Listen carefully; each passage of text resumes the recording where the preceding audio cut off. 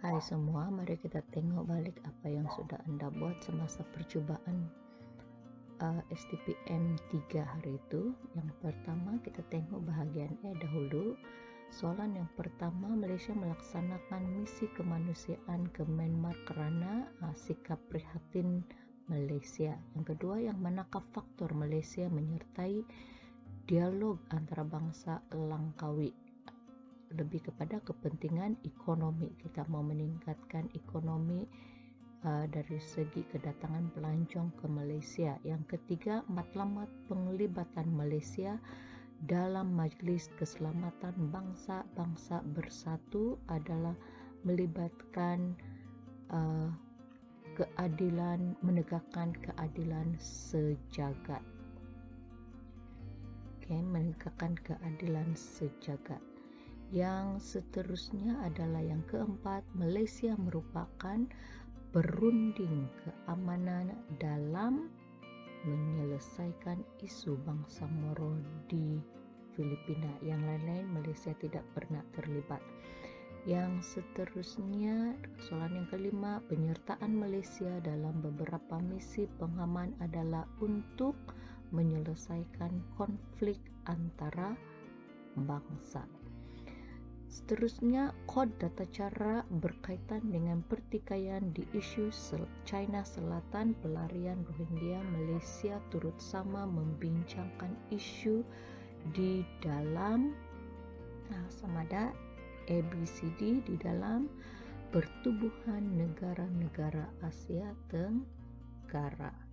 Yang ketujuh, antara pendekatan yang digunakan oleh Malaysia dalam menangani konflik pada peringkat global ialah berpegang kepada piagam bangsa-bangsa bersatu, iaitu jawapan C. Yang seterusnya nombor 8, ini adalah pilihan aneka jawapan. Yang manakah pernyataan yang benar tentang pendirian Malaysia terhadap isu Antartika? Jadi jawapannya adalah Malaysia berpegang menentang perjanjian Antartika yang tidak demokratik, dan juga Malaysia mahu hasil penyelidikan Antartika dinikmati bersama dengan negara-negara dunia. Jadi ada dua jawapan di sana. Itulah pendirian Malaysia dalam isu Antartika. Soalan ke-9, yang manakah perkara yang mengharumkan Malaysia di mata dunia? Jawapannya ialah prestasi Malaysia dalam misi pengaman pertubuhan bangsa-bangsa bersatu dan menduduki kerusi tidak tetap di Majlis Keselamatan Pertubuhan Bangsa-Bangsa Bersatu. Soalan yang ke-10, mengadakan kerjasama teknikal Malaysia menawarkan kepakaran dalam bidang pertanian dan teknikal kepada negara-negara membangun. Ini adalah satu pernyataan, dan pernyataan ini merujuk kepada penglibatan Malaysia pada peringkat kerjasama selatan-selatan. Yang ke-11, yang manakah cabaran yang dihadapi oleh Malaysia dalam usaha membanteras jenayah rentas sempadan, yaitu kurang kerjasama negara-negara jiran. Itulah antara cabaran yang dihadapi oleh Malaysia. Seterusnya, yang manakah cabaran utama yang dihadapi oleh Malaysia untuk merealisasikan konsep kesedaran dalam politik antarabangsa? Cabaran utama Malaysia adalah ketidakstabilan politik di negara sedang membangun. Yang ke-13, yang manakah inisiatif Malaysia bersama dengan negara anggota yang lain dalam mengurangkan risiko keselamatan di rantau Asia Tenggara? Inilah jawapannya, mengadakan dialog secara terbuka tentang isu keselamatan dan politik. Soalan yang ke-14, situasi yang manakah menunjukkan kesan kepada ekonomi Malaysia akibat kelemahan kawalan sempadan antara kesannya adalah penyelundupan barangan secara besar-besaran. Seterusnya soalan yang terakhir untuk bahagian E ini, yang manakah kesan sekiranya sekatan perdagangan dikenakan terhadap Malaysia oleh negara-negara perindustrian di perindustrian. Jawapannya ialah imbangan dagangan Malaysia akan mengalami defisit, dan seterusnya produktiviti ekonomi sektor pengeluaran Malaysia terjejas. Nah, jadi ini adalah jawapan bagi soalan bahagian E percubaan hari itu. Oke, seterusnya soalan bahagian B. Terdapat dua soalan tapi jawab satu saja. Kita bincangkan kedua-dua soalan tersebut. Soalan yang ke-16 ataupun soalan yang pertama di bahagian B. Untuk maklumat dalam jadual di bawah, ulaskan prestasi jumlah jualan kendaraan mengikut jenama bukan nasional bagi tempoh November dan Disember 2018. Berikan alasan kereta jenama nasional kekal mendominasikan pasaran kereta di negara ini. Oke, sebenarnya soalan ini sudah kita pernah bincangkan dalam kelas kalau anda masih ingat, dan sepatutnya anda boleh menjawab dengan baik soalan ini. Baik, soalan ini merujuk kepada jualan kendaraan mengikut jenama, tetapi yang diberikan adalah alasan ataupun jawaban yang keempat, isi keempat dan kelima sepatutnya alasan diberikan kenapa kereta jenama nasional kekal mendominasikan pasaran kereta di negara ini. Oke, kita lihat jawabannya. Pengenalan seperti inilah contohnya: kehadiran berbagai jenama kereta antarabangsa di pasaran kereta tempatan menyaksikan perkembangan yang positif terhadap industri otomotif nasional. Selain itu, keadaan ini juga dilihat turut menyumbang kepada pemasukan pelaburan asing dengan lebih pesat lagi. Jadi sepatutnya jawaban anda adalah 2+2, yaitu 2 untuk prestasi jumlah jualan kereta kendaraan jenama bukan nasional. Oke, bukan nasional adalah jenama Honda, Toyota, dan Nissan adalah jenama kendaraan bukan nasional yang meningkat, mencatatkan peningkatan. Oke, jadi data analisis adalah seperti ini. Jadi anda boleh terangkan bagaimana November, Desember sedemikian pula, dan juga data analisisnya peratusan peningkatan adalah seperti 12.27%. Begitu juga Toyota, huraikan berapa buah data daripada jadwal dan berapa peningkatan. Jika anda memilih Nissan, maka sama juga cari berapa bilangan dan berapa peningkatan. Jumlah jualan, jika anda mengira untuk jualan yang menurun, catatan jualan menurun, maka Volkswagen yang dipilih. Hanya kereta-kereta bukan jenama nasional. Nah, sama juga terangkan berapa bilangan dan bagi tahu berapa peratus penurunan. Dan seterusnya kita juga boleh lihat daripada jumlah jualan kendaraan jenama bukan nasional dalam kedua-dua tempo. Kalau kita tengok di sini, Honda adalah paling tinggi dan yang paling rendah adalah Volkswagen. Jadi nyatakan berapa jualan Honda dan berapa juga jualan Volkswagen dalam bulan-bulan tertentu untuk menunjukkan berapa tertinggi dan berapa terrendah. Nah, kalau sekiranya anda memilih bulan untuk diterangkan, maka jumlah jualan kendaraan bulan November lebih tinggi daripada bulan Desember. Contoh ini adalah isi, yaitu Volkswagen. Dan bagi tahu berapa buah yang dinyatakan dalam jadwal, dan nyatakan juga berapa perbezaan antara bulan November dan juga bulan Desember. Sama juga untuk Honda, Toyota, dan Nissan, jumlah jualan kendaraan bulan Desember lebih tinggi daripada bulan November. Jadi nyatakan setiap jualan dan nyatakan berapa perbezaannya, berapa lebih tinggi.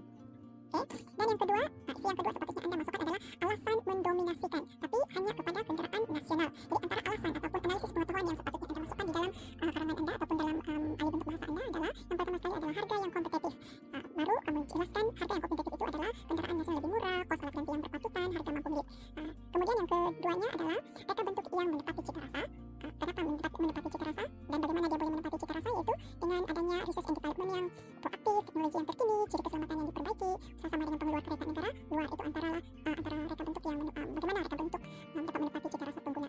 Yang seterusnya adalah keyakinan pengguna terhadap kualiti kereta nasional. Ditempuh dalam industri yang lama, kemudian dia perkhidmatan selepas jual yang baik, kemudian jaminan pembatuan yang meyakinkan, Jadi ini antaranya. Selain daripada itu, nilai yang tinggi di pasaran kereta terpakai. Kemudian yang seterusnya adalah dasar kerajaan, di mana dia kerajaan mau mempromosikan kendaraan nasional secara besar-besaran. Jadi seiring dengan usia, ini antara contoh penutuplah. Seiring dengan usia industri otomotif negara yang telah melebihi suku abad, seharusnya kereta jenama nasional telah mampu menembus pasaran antar bangsa dengan lebih meluas. Hal ini dikatakan demikian karena jenama kereta nasional perlu mengorak langkah untuk berdiri sama tinggi dengan kereta jenama antara bangsa. Tapi seterusnya soalan yang kedua dalam bahagian B. Ini adalah berdasarkan maklumat jadwal di bawah, uraikan jumlah pemasukan pekerja asing yang berdaftar dengan jabatan immigration di Malaysia mengikut sektor dan negara asal pada tahun 2008. Jelaskan faktor-faktor yang menyebabkan mereka keluar dari negara asal. Nah, jadi soalan seperti ini pun ada dua perkara yang anda harus huraikan, yaitu huraikan jumlah kemasukan pekerja, maksudnya jumlah kemasukan pekerja asing, dan yang kedua ialah analisis pengetahuan, yaitu faktor-faktor yang menyebabkan mereka keluar daripada negara asal. sini ada pembantu rumah, pembuatan di perdagangan, sektor pembinaan, perkhidmatan. Ini antara pekerja asing daripada Indonesia, Bangladesh, Thailand, Filipina, dan jumlah yang diberikan. Jadi Anda harus meneliti data-data ini terlebih dahulu, kemudian menghuraikan. Oke, untuk soalan yang kedua bagian B ini antara contoh pendahuluan yang Anda boleh buat. Coba menunjukkan jumlah pekerja asing mendaftar di Malaysia mengikut sektor dan negara asal pada tahun 2008. Oke, cukup begitu. Nah, tadi kita cakap ada jawaban ini ataupun skema jawaban adalah 2 campur 2.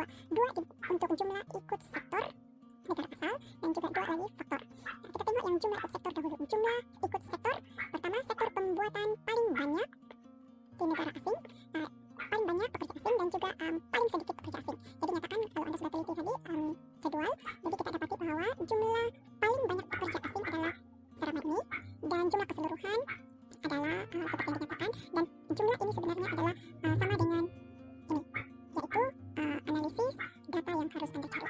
Begitu juga dengan jumlah yang paling sedikit, Anda boleh rujuk dalam jadwal dan Anda akan dapati seramai sedemikian jumlah tersebut dan dapat berapa peratus. Jumlah ikut negara pula baru Anda nyatakan berapa negara dan paling ramai dan mana negara yang paling kurang dan nyatakan berapa peratusan dia. Sama juga, dan pastikan dia hanya ikut jumlah. Yang Anda harus nyatakan adalah jumlah, sebab soalan minta adalah jumlah. Bagian B adalah analisis pengetahuan antara faktor penolak ataupun faktor-faktor mengapa mereka keluar daripada negara asal. Oke, bukan faktor-faktor kenapa masuk ke Malaysia, tetapi faktor-faktor kenapa keluar daripada negara asal mereka. Antara faktornya adalah ini, contohnya faktor pengangguran di negara asal. Jadi banyak yang menganggur di negara asal, jadi peluang terhad kesukaran mendapatkan kerja. Ini antara penerangannya. Dan faktor kemiskinan pun antara faktor penolak daripada negara asal, kurang prasarana, kesukaran hidup. Seterusnya kestabilan politik di negara asal. Contohnya kekacauan yang berlaku, di mana mereka berpindah daripada negara asal mencari tempat baru yang lebih stabil. Dan seterusnya yang terakhir adalah faktor bencana alam. Kalau ini selalu kita lihat ada yang berlaku di negara asal dan mereka akan keluar daripada negara mereka masuk ke negara yang lebih selamat. Itu antara faktor kenapa mereka keluar daripada negara asal mereka. Oke, yang tadi adalah soalan bahagian B dan sekarang kita tengok soalan bahagian C. Untuk soalan bahagian C ini Anda diberikan 3 soalan seperti ini, soalan 18, soalan 19, soalan 20. Saya pasti masih ingat soalan-soalan tersebut, tetapi hanya 2 soalan yang Anda perlu jawab. Tapi hari ini kita bincang ketiga-tiga soalan ini. Kita lihat skema jawaban. Yang pertama sekali adalah soalan yang ke-18. Salah satu keutamaan Malaysia dalam melaksanakan dasar luar ialah mengadakan hubungan dengan negara jiran dan serantau. Bincangkan keperluan dasar ini. Oke, untuk soalan 18, skema jawaban adalah 5 campur kosong, yang mana Anda harus membincangkan keperluan dasar luar negara Malaysia. Mengapa? Jadi dalam huraian Anda harus menceritakan mengapa Malaysia melaksanakan dasar luar negara. Oke, ada 5 tujuan kenapa ataupun 5 dasar Malaysia dalam melaksanakan dasar luar negara, yaitu yang pertama, menerus ini ada dalam nota, Anda boleh rujuk semula nota kita di dalam kelas. Meneruskan hubungan sejarah, melibatkan keselamatan, kemudian dia fokus kepada kerjasama ekonomi, juga dia menyelesaikan pertindahan sempadan, lagi yang seterusnya memenuhi keperluan rakyat dari segi prasarana, dari segi hak asasi. Itu antara dasar luar Malaysia. Oke, soalan yang ke-18 pula, ke-19. Seterusnya soalan yang ke-19, rantau Asia Tenggara menerima banyak manfaat hasil daripada konsep zon aman bebas dan berkecuali Zopan, walau bagaimanapun konsep ini berhadapan dengan pelbagai cabaran. Oke, kalau kita tengok soalan seperti ini, ada 2 perkara yang mesti Anda ceritakan ataupun Anda huraikan dalam keterangan Anda. Yang pertama sekali adalah manfaat dan yang kedua adalah cabaran. Nah, Anda boleh menjawab 3 campur 2 ataupun 2 campur 3. Kita tengok yang pertama dahulu, yaitu manfaat Zopan. Manfaat Zopan ini ataupun zone of peace, freedom and neutrality ini adalah mewujudkan keamanan dan kestabilan politik di Asia Tenggara. Nah, ini huraiannya, Anda boleh rujuk juga di dalam nota kita. Dan seterusnya, memudahkan pembangunan serantau. Bagaimana keadaan yang selamat antara negara-negara Asian. Seterusnya, memacu kepada pertumbuhan ekonomi. Pertumbuhan ekonomi melibatkan pelaburan asing meningkat dan aktiviti pelancongan meningkat. Namun antara cabaran yang dihadapi kepada Zopan ini, antaranya adalah pertikaian sempadan wilayah dan pulau antara negara Asian. Antara pertikaian sempadan antara Malaysia dengan Singapura, Malaysia dengan Thailand, Malaysia dengan Indonesia. Contohnya nanti Anda boleh tengok di dalam nota yang diberikan. Ini antara konflik yang dihadapi. Seterusnya, pencerobohan negara anggota ASEAN ke atas negara anggota yang lain. Contohnya pencerobohan rakyat asing ke Malaysia dari Filipina, Indonesia, Thailand, dan Myanmar. Bagaimana mereka masuk, begitu juga dengan pelindungan Al-Qaeda di selatan Filipina. Lagi, antara cabarannya ialah penglibatan kuasa-kuasa besar di rantau Asia. Contohnya pengaruh China di Vietnam, pengaruh USA yang mendirikan pangkalan tentara di negara mereka. Ini antara penglibatan kuasa-kuasa besar. Dan yang terakhir sekali adalah kewujudan kumpulan pengganas militan atau pejuang kemerdekaan di setengah negara anggota. Contohnya yang berlaku di selatan Thailand ada pulau, nanti Anda cari apa maksud pulau, dan juga selatan Filipina ada MILF, cari apa itu MILF. di internet. Kemudian kumpulan Abu Sayyaf di selatan Filipina, juga Jemaah Islamiyah di Indonesia. Nah, ini antara cabaran-cabaran yang kita hadapi untuk meneruskan Zob Fund. Baik, seterusnya soalan yang ke-20 yang terakhir ya. Perkembangan ekonomi global membantu memajukan Malaysia, huraikan. Nah, soalan ini paling simple, tetapi mungkin dia mengelirukan. Jadi soalan seperti ini jelas bahwa 5.0 sebenarnya. Kita tengok jawaban ini dahulu. Oke, untuk soalan ini kita lihat dia fokus kepada perkembangan ekonomi global yang membantu memajukan Malaysia. Jadi perkembangan ekonomi negara bergantung kepada kerjasama dengan negara lain dan pelbagai mesyuarat dilakukan untuk mengembangkan ekonomi di rantau Asia dan negara Eropah. Justru ekonomi global amat penting kepada Malaysia untuk memajukan ekonomi negara. Itu antara pengenalan yang boleh Anda melakukan untuk karangan. Nah, antara jawaban ataupun isi idea yang Anda boleh masukkan dalam karangan adalah mengembangkan modal. Jadi bagaimana mengembangkan modal ini agak hebat sedikit, Anda boleh rujuk dalam Google mana-mana yang melibatkan Asian dan juga ekonomi. Yang perkongsian sumber alam, yang mana sumber jadi dan sumber tenaga kerja yang dapat dikongsi bersama. Kemudian seterusnya memperkenalkan produk Malaysia, di mana kita boleh memperkenalkan barangan Malaysia ke negara-negara Asian. Jadi dengan oleh itu kita dapat meningkatkan produktiviti ke negara luar. Seterusnya perkongsian dan pemindahan teknologi, yang mana kita boleh meminjam teknologi dari negara-negara besar dan kita dapat membangunkan kelompok industri yang berdaya saing menerusi integrasi industri utama. Yang seterusnya meluaskan pasaran kita dan keyakinan terhadap kualiti bahan Malaysia, dan semakin banyak permintaan maka kita dapat meluaskan pasaran kita ke negara-negara luar. Seterusnya mewujudkan peluang pekerjaan. Apabila semakin banyak industri baru diwujudkan maka semakin banyak peluang pekerjaan yang diberikan kepada rakyat Malaysia. Dan seterusnya meningkatkan pendapatan negara, yang mana peluang pasaran yang meningkat, aliran uang masuk, uang asing ke dalam negara kita akan semakin meningkat. Jadi melalui pelaburan asing kerajaan akan dapat memperoleh hasil melalui pelbagai cukai dan pendapatan negara akan meningkat melalui pengukuhan timbangan dagangan. Jadi inilah antara jawaban yang Anda boleh masukkan di dalam soalan ataupun